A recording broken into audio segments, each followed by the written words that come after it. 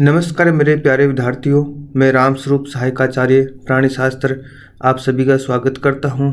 पिछले वीडियो में हमने जन्मजात प्रतिरक्षा के मुख्य घटक देखे थे, जिसका आज हम दूसरा पार्ट पढ़ेंगे। वहां पर हमने 3 मुख्य घटक देखे थे और आज हम देखेंगे चौथा घटक, जिसका नाम है विशेषीकृत कोशिकाएं अथवा जन्मजात प्रतिरक्षा की कोशिकाएं। यानी आपसे यदि पूछा जाए कि जन्मजात प्रतिरक्षा की मुख्य कोशिकाएं कौन कौन सी है, तब आप इस टॉपिक को उसमें लिख सकते हो। आइए शुरू करते हैं। सबसे पहले मैं बात करूं मल्टीपोटेंट स्टेम सेल यानी मल्टीपोटेंट स्तंभ कोशिकाएं, जिसका एग्जाम्पल क्या है, हेमेटोपोइटिक स्टेम सेल HSC। इसकी हम चर्चा करेंगे। जन्मजात प्रतिरक्षा की कोशिकाएं पढ़ने से पहले आपके सामने डायग्राम दिख रहा है, इसको हमें अच्छे से समझना है। देखिए विद्यार्थियों, जब भ्रूण का निर्माण होता है, भ्रूण से पहले की बात करते हैं, निषेचन से किसका निर्माण होता है? जब निषेचन होता है तब युग्मनज बनता है, जिसको आप इंग्लिश में जाइगोट कहते हो। जब स्पर्म व ओवम यानी शुक्राणु और अंडाणु जब मिलते हैं तब जाइगोट का निर्माण होता है, जिसको युग्मनज कहते हैं। ये युग्मनज टोटीपोटेंट होता है। टोटीपोटेंट का मतलब पूरी तरह सक्षम होता है किसमें? संपूर्ण वयस्क में बनने में, यानी उससे संपूर्ण वयस्क का निर्माण होता है। युग्मनज के आगे की स्टेज हम देखते हैं डेवलपमेंट या विकास के दौरान, परिवर्धन के दौरान, तब कोरक रंध्र बन जाता है। कोरक रंध्र की प्रकृति कैसी होती है? प्लूरीपोटेंट। कैसी होती है? प्लूरीपोटेंट, यानी इससे भ्रूण का निर्माण हो सकता है, शरीर और जनन स्तर का निर्माण हो सकता है, लेकिन अपरा का निर्माण इससे नहीं होता है। अपरा जो अतिरिक्त भ्रूणीय अतिरिक्त झिल्ली का उदाहरण है, अतिरिक्त भ्रूणीय झिल्ली का उदाहरण है। ऐसे आप इसको याद रख सकते हो। आगे कोरक से जब भ्रूण बन जाता है, भ्रूण की प्रकृति मल्टीपोटेंट स्तंभ कोशिका के समान होती है। यानी मल्टीपोटेंट स्तंभ कोशिका का यदि हम स्रोत देखे, वो क्या होता है? भ्रूण होता है। इसके अलावा वयस्क मस्तिष्क होता है, जिसके अंदर हेमेटोपोइटिक स्टेम सेल, हेमेटोपोइटिक स्तंभ कोशिका पाई जाती है। ये हेमेटोपोइटिक स्तंभ कोशिकाएं मल्टीपोटेंट होती है, यानी ये कई प्रकार की कोशिकाओं में परिवर्तित हो सकती है, कई प्रकार के ऑर्गन का निर्माण करती है। शुरुआत में ये मल्टीपोटेंट स्टेम कोशिकाएं, मल्टीपोटेंट स्तंभ कोशिकाएं 2 प्रकार की कोशिकाओं में विभक्त हो जाती है, जिसको हम क्या कहते हैं? माइलोइड स्तंभ कोशिका और लिम्फोइड स्तंभ कोशिकाएं। लिम्फोइड स्तंभ कोशिकाएं से किसका निर्माण होता है? लिम्फोसाइट्स का निर्माण होता है, जिसमें बी कोशिकाएं, बी लिम्फोसाइट, टी कोशिकाएं, टी लिम्फोसाइट्स और प्राकृतिक मारक कोशिकाएं आदि का निर्माण होता है। अब हम बात करें माइलोइड स्तंभ कोशिकाएं। माइलोइड स्तंभ कोशिकाएं से किस किस का निर्माण होता है? आरबीसी का निर्माण होता है, डब्ल्यूबीसी का निर्माण होता है और प्लेटलेट्स का निर्माण होता है। ये ध्यान रखना है शॉर्टकट में। अब हम देखते हैं आगे किस प्रकार आरबीसी, डब्ल्यूबीसी, प्लेटलेट्स का निर्माण होता है। माइलोइड स्टेम कोशिकाएं की हम बात करें, तब इससे देखो, इससे लाल रुधिर कोशिकाएं बन जाती है, जिसको हम आरबीसी कहते हैं। इसी से मेगा कैरियोसाइट्स बन जाती है, जो आगे चलकर प्लेटलेट्स का निर्माण करती है। आपको बहुत ज़्यादा अभी नहीं देखना है, संक्षिप्त में हम आपको ये बताएंगे, क्योंकि ये प्रतिरक्षा का पार्ट है, इसलिए प्रतिरक्षा के संदर्भ में ही हम इन चीज़ों को पढ़ेंगे। इसके अलावा मास्ट कोशिकाएं हैं। अब हम आगे देखते हैं डब्ल्यूबीसी। आरबीसी हो गई, ये प्लेटलेट्स हो गई, बाकी जो प्रकार की कोशिकाएं बनती है वो सारी कौन सी होती है? डब्ल्यूबीसी, यानी श्वेत रक्त कोशिकाएं। श्वेत रक्त कोशिकाओं को हम 2 भागों में डिवाइड कर सकते हैं, कणिकामय और अकणिकामय या अकणिकीय। कणिकामय ल्यूकोसाइट्स या WBC कौन कौन सी होती है? मास्ट कोशिकाएं होती है, इयोसिनोफिल्स होती है, बेसोफिल्स होती है, न्यूट्रोफिल्स होती है। ये सारी कणिकामय वाइट ब्लड सेल्स होती है। और अकणिकाय ल्यूकोसाइट्स में कौन सी आती है? मोनोसाइट्स अकणिकाय ल्यूकोसाइट्स में आती है। इसके अलावा T cell, B cell, natural killer cell जो एक तरह से लिम्फोसाइट्स है वो इसमें भी आती है। मोनोसाइट्स आगे चल के डेंड्रिटिक कोशिकाओं व मैक्रोफेजेज में परिवर्तित होती है। कैसी होती है हम ये आगे हम देखेंगे। अब इन कोशिकाओं के हम कुछ कैटेगरीज में वर्गीकृत करते हैं। कैसे? फेगोसाइट्स। फेगोसाइट्स वो कोशिकाएं होती है जो किसी जीवाणु या रोग कारक को का भक्षण करती है, को निगल लेती है और उसको फिर नष्ट कर देती है। इस प्रकार की कोशिकाएं कौन सी होती है जिसको हम भक्षिकाणु कोशिकाएं कहते हैं? न्यूट्रोफिल्स, मोनोसाइट्स व मैक्रोफेजेज। ये किसके अंदर आती है? फेगोसाइट्स कोशिकाओं के अंदर आती है। न्यूट्रोफिल्स, मोनोसाइट और मैक्रोफेजेज। दूसरी कैटेगरी है मास्ट कोशिकाएं, बेसोफिल्स और एसिनोफिल्स। तीसरी कैटेगरी है डेंड्रिटिक कोशिकाएं। और चौथी कैटेगरी में हम पढ़ेंगे प्राकृतिक मारक कोशिकाएं, नेचुरल किलर सेल्स या NK सेल्स, जो एक तरह से लिम्फोसाइट होती है। तो इस प्रकार हम इनको पढ़ेंगे। पहले हम पढ़ेंगे भक्षिकाणु कोशिका यानी फेगोसाइट्स। इसके अंदर मुख्यतः न्यूट्रोफिल्स और मैक्रोफेजेज आती है। इसका मुख्य कार्य क्या है? रोगाणुओं को निगलना व नष्ट करना। इसके अलावा जो टिश्यू या ऊतक क्षतिग्रस्त हो गए हैं उनको भी हटाना इन भक्षिकाणु कोशिकाओं का मुख्य कार्य है। ये दो प्रकार से रोगाणु से हमारे शरीर की रक्षा करती है। कौन कौन से दो प्रकार? एक तो यह संकरण स्तर पर पहुंच जाती है और पहुंचकर रोगाणु के माध्यम से सक्रिय हो जाती है और रोगाणु का निगलन कर लेती है, निगल लेती है, इसके बाद में उनको नष्ट कर देती है। पहला प्रकार। दूसरा प्रकार, ये कोशिकाएं डायरेक्ट अन्य कोशिकाओं से संपर्क कर लेती है तथा प्रतिरक्षी प्रतिक्रियाओं को नियंत्रित कर सकती है। किसके माध्यम से? साइटोकाइंस। साइटोकाइंस के माध्यम से ये अन्य कोशिकाओं से डायरेक्ट संपर्क कर लेती। अन्य जो प्रतिरक्षा की कोशिकाएं हैं उन कोशिकाओं से संपर्क साध के प्रतिरक्षा प्रतिक्रियाओं को नियंत्रित या रेगुलेट कर सकती है। कैसे? जैसे भक्षिकाणु कोशिका की बात करें, इसके ऊपर कुछ विशेष प्रकार के ग्राही पाए जाते हैं जो रोगाणु को पकड़कर किसी दूसरी कोशिकाओं के पास लेकर चले जाते हैं और वो कोशिकाएं फिर उनको नष्ट कर देते हैं। न्यूट्रोफिल्स और मोनोसाइट दोनों का ही निर्माण अस्थि मज्जा में होता है। दोनों ही संकरण स्थल पर एकत्रित होती है। ये कुछ समान लक्षण है दोनों प्रकार की प्रतिरक्षा कोशिकाओं के। पहले हम थोड़ा सा न्यूट्रोफिल्स के बारे में देख लेते हैं। यहाँ हम इनकी संरचना, स्ट्रक्चर, आकार, आकृति के बारे में ज़्यादा नहीं देखेंगे।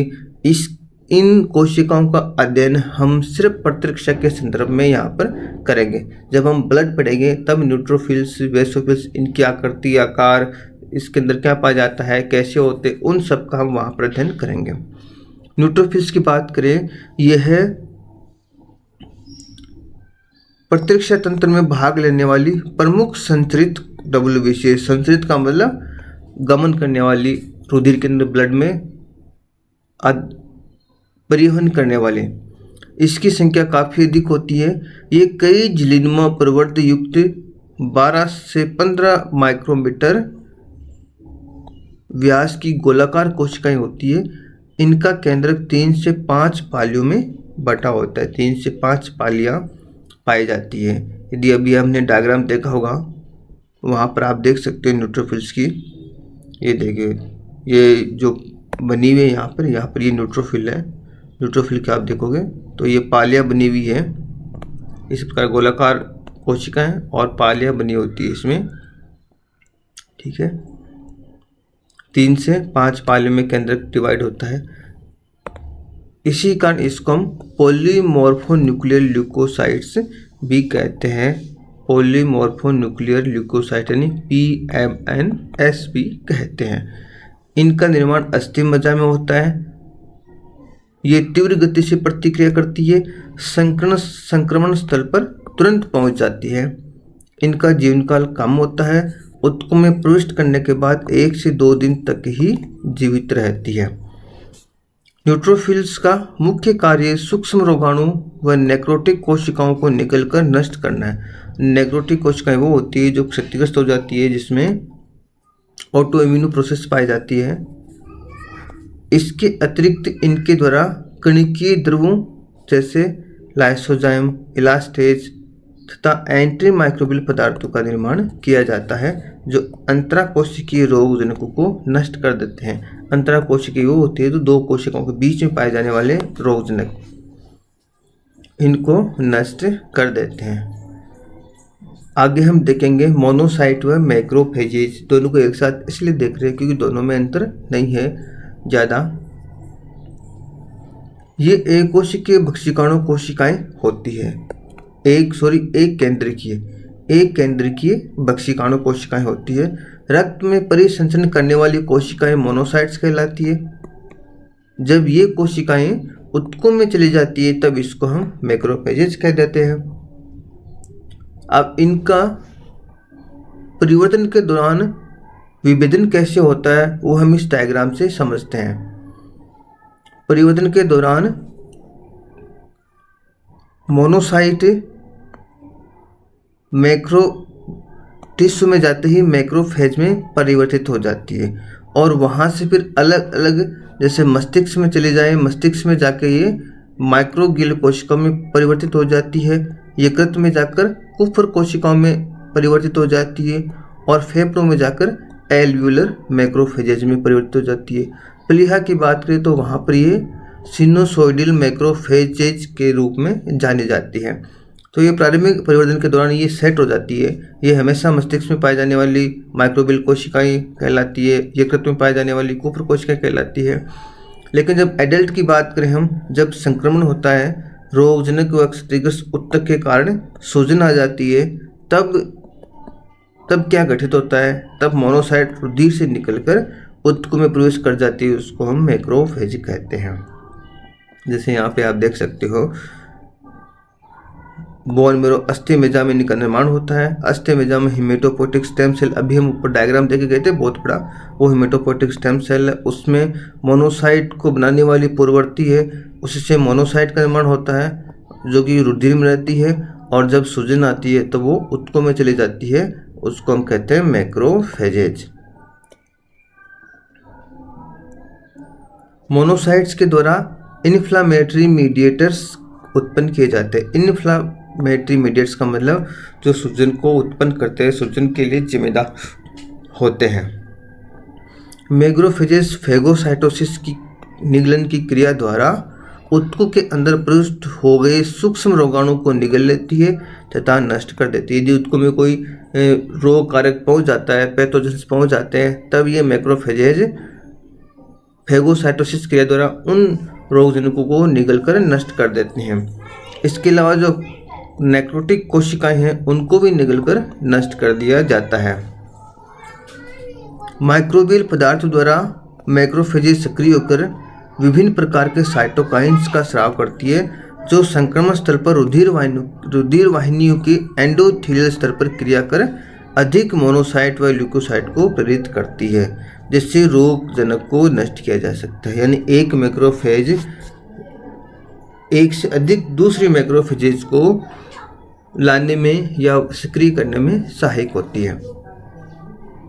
Macrophages APC antigen presenting cell की भांति कार्य करती है। एपीसी का मतलब होता है एंटीजन प्रेजेंटिंग सेल, यानी ये एंटीजन क्या होता है? रोग कारक का एक मॉलिक्यूल होता है। उस मॉलिक्यूल्स को मैक्रोफेजेज अपने साथ अटैच करके कहाँ लेकर चली जाती है? उन कोशिकाओं के पास लेकर चले जाते हैं जो उनको नष्ट करते हैं। यानी ये एपीसी की बातें कार्य करती है। मैक्रोफेजेज क्षतिग्रस्त ऊतकों की मरम्मत में सहायक होती है। मैक्रोफेजेज पर टोल लाइक रिसेप्टर पाए जाते हैं। टोल लाइक रिसेप्टर किस पे पाए जाते हैं? मैक्रोफेजेज पर, जो क्या करते हैं? एंटीजन की पहचान करते हैं जो विभिन्न सूक्ष्म जीवाणु अणुओं से जुड़ते हैं, जिनको हम एंटीजन भी कह सकते हैं, जिससे मैक्रोफेजेज सक्रिय हो जाती है। अनुकूली प्रतिरक्षा में मैक्रोफेजेज साइटोकाइंस व टी लिम्फोसाइट पर उपस्थित कला प्रोटीन द्वारा सक्रिय होती है। ये कुछ मैक्रोफेजेज के लक्षण है, फंक्शन है, कार्य है।